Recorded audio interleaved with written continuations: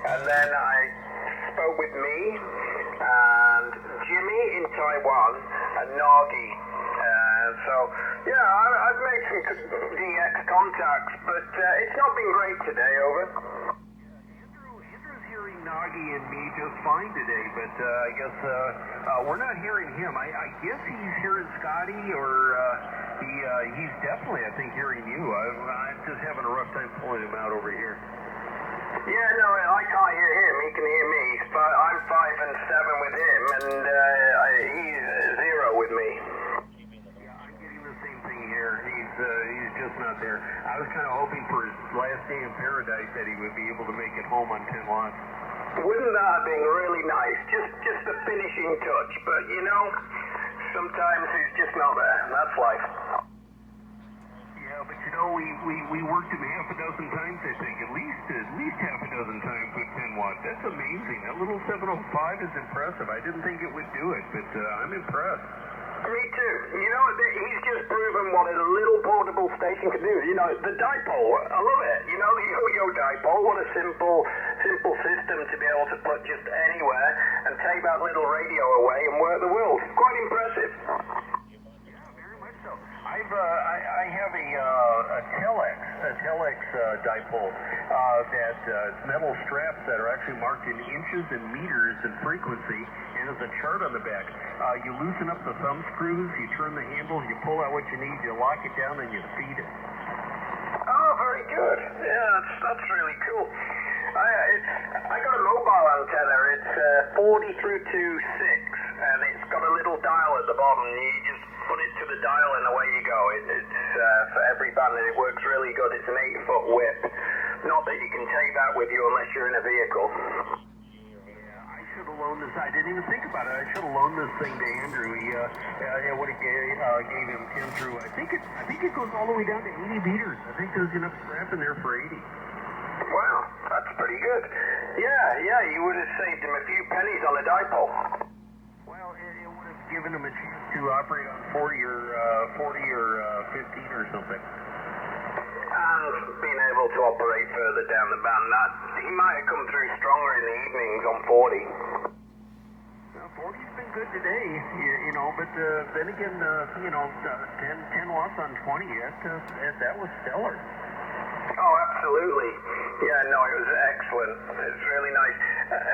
I didn't know how well I was coming through until he videoed it. Wow, 5 and 9 plus 20s on a piece of wire. My signal does get out there. Yeah, no, that's a hospital receiver. I'm using the antenna I'm on right now is nothing but a wire dipole 20 feet off the ground and a flat top. Nothing special. Yeah, it's because he hasn't put his tower and his beam up that he's got sitting in the garage. That's right. I'm too damn lazy. I got an A3S or AS3 or something. The rotor and the tower is laying in the backyard, but they don't work when they're laying on the ground. Oh, that's a shame. The A3S, you could just put it up at 30 feet, and it'd work better than your wire. I've really been tempted to do that, and you're like the third person that's told me that. Just get it a quarter wavelength above ground, and it'll perform quite nicely. So maybe I'll do that. Exactly. Yeah, I got an A3S here, I got an A3WS and an A4S, all sitting here. But the stepper just tops them, so I just use the stepper. The stepper is absolutely beautiful. But this is an old A3S. It's like in brand new shape. It was in storage for many, many years. It's the one where the traps don't fall apart. Oh, yeah, no, I've got that exact model. I got it from an old timer, and I got an A4S, an A3S, rotator, loads of bits off this guy for a really good price. But I also, before I bought that, this guy was selling an A3S brand spanking new in the box. So I bought that. It was like $450 Canadian. So what's that? $350 American. So it was really cheap. And it's just sitting in the box. It's my spare. That's it. It's my spare. Just like the royalty have a spare, I've got my spare.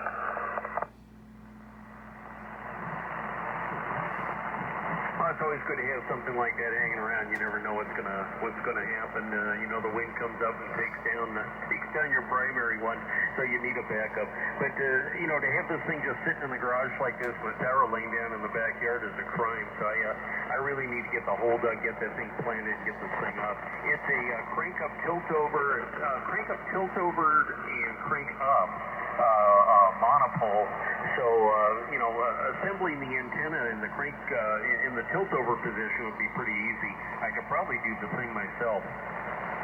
Oh my goodness, what are you playing at, Kirk? That's crazy. Get it up.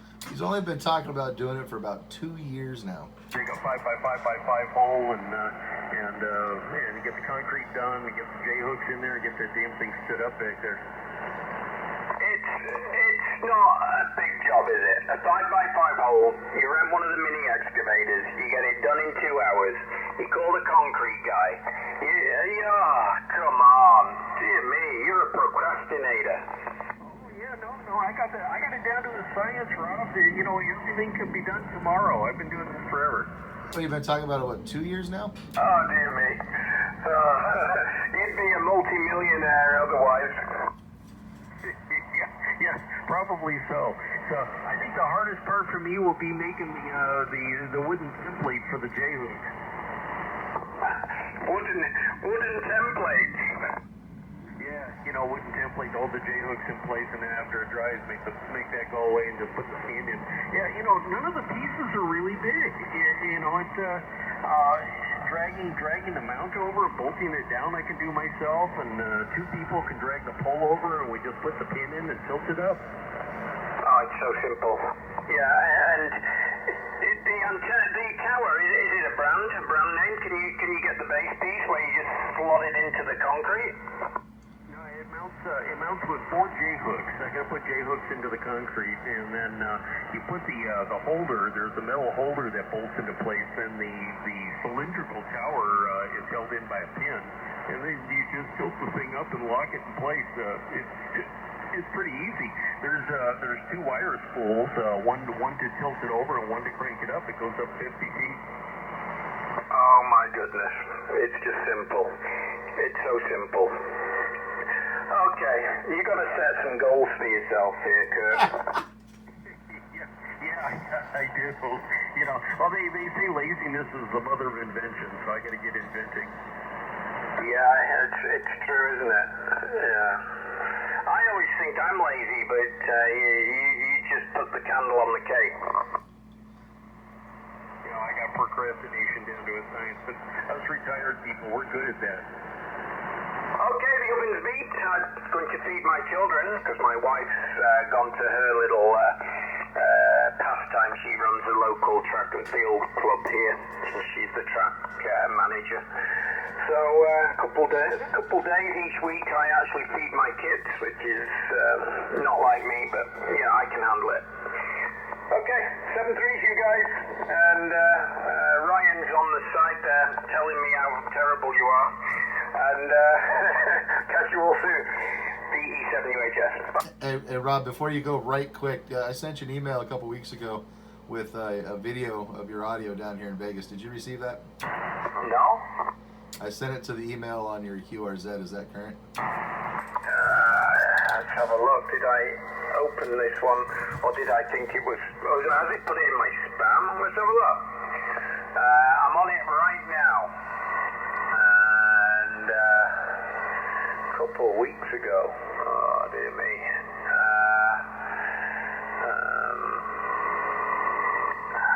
Dear me. Can't see it. Let me go chill these kids out. I'll be back shortly if you're around. Yeah, if not, go on YouTube later tonight. My call sign, N7RMK. I'll go ahead and post this. I've been recording you and Kirk, and you can check it out. You got a fantastic signal down here. Go feed the munchkins. We'll catch you, N7RMK. Okay, catch you later. 120 over here. Yeah, Kirk, he's been the same here. Sometimes getting close to 30 to 40, but I'm pointing right at him too. So, you know what that was like if you dig a hole and put a tower up. Yeah, I know.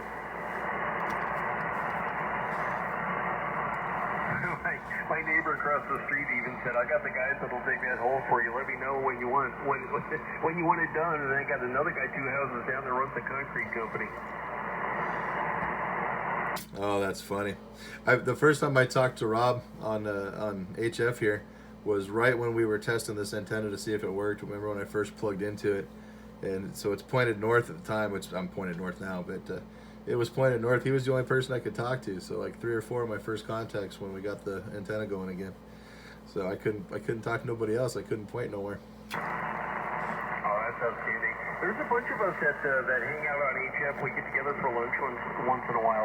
Andrew's over in Hawaii with an ICOM 705, that little portable job. We've worked in half a dozen times with 10 watts here on 20. So he's coming back tomorrow. Scotty's out there. Aaron, Mike. There's a whole bunch of us that get together usually on Fridays. Oh man, I'm gonna have to hurry up and retire so I can hang out and play ham radio all day. You know, it's working stiff, so all I get to do is look at the DX cluster while I'm at work going, man, that looks like a lot of fun. Anyway, I haven't paid enough dues yet to retire, I guess. Yeah, it changes your order of priority. Ham radio comes before everything else. It works for me. Especially out here on HF. I really enjoy the HF. I talk on the repeaters a little bit, you know, kind of been over on Bill's box more than anything else, but local just kind of got stale to me, so I've been having a lot of fun on HF. Yeah, no, I'm on here more than I'm on VHF or UHF.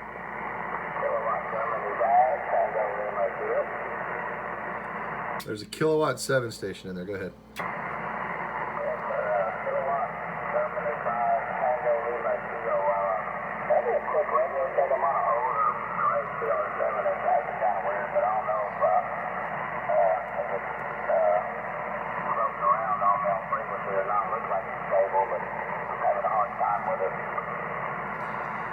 Yeah, I mean, I got you about S5. I'm pointed due north out of Las Vegas, so I don't know where you're at, but I got you about an S5. The audio sounds fine. You definitely sound on frequency. I've got a little bit of noise today, about 3-4 S units, breeze out of the north. I get that. So other than that, no, it sounds like it's right on frequency. I got your call, K7 question mark Tango Lima. What's fill that in for me.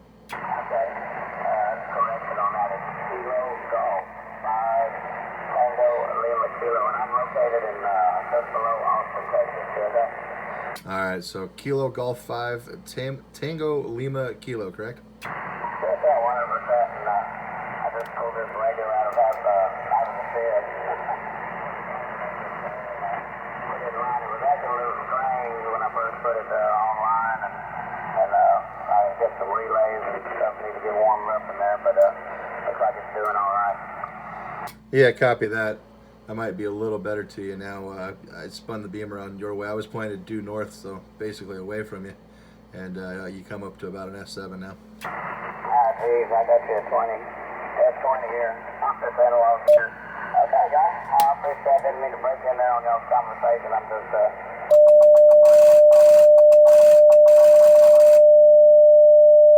Thank you very much, and 7030 all good night, and out there in Vegas. KG5TLK, we're going to be clear with you, sir. Thank you. Hey, no problem at all. It's not even my frequency, but I heard you out there. So back over to you, Kirk. NO7BS from N7RMK.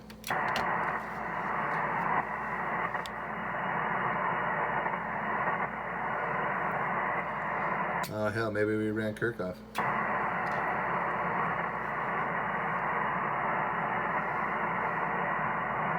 I certainly didn't mean to. Oh, no, he's here local anyway. Trust, his feelings were not hurt. It was probably a good time to take a break where he can run across the hall or get himself another cup of iced tea or something like that.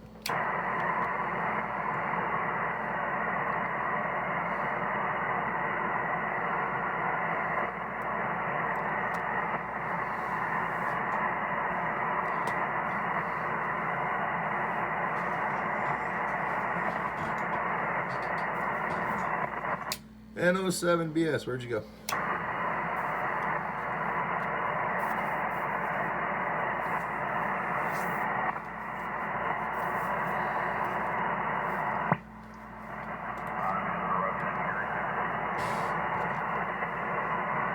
Oh Oh boy, hold on. Let me. Maybe I got to turn the antenna back to north. I think I just heard you in there, but I can't hear you.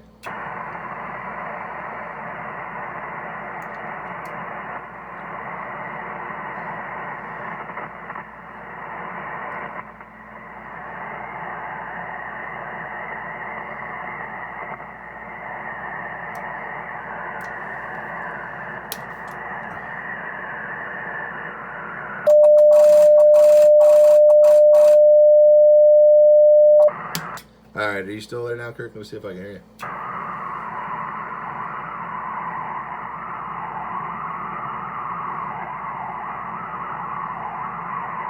Oh well, N7RMK.